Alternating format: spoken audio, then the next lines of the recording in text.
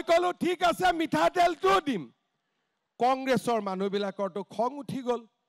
যে কিয় মামাই মিঠাতেল দিয়াৰ কথা ক'ব মিঠাতেল কিয় দিব লাগে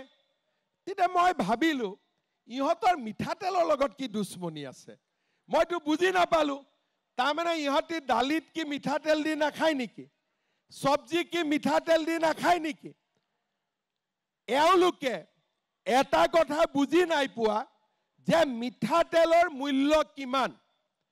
আমাৰ যেতিয়া ঘৰত মোৰ মনত আছে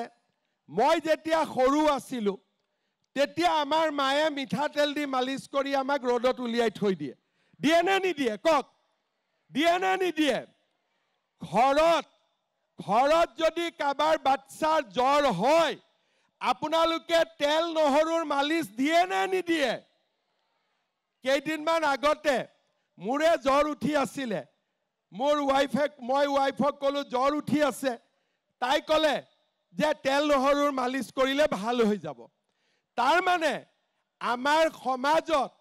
তেলটোৱে হৈছে মাক আৰু ল'ৰাৰ মাজত থকা মৰম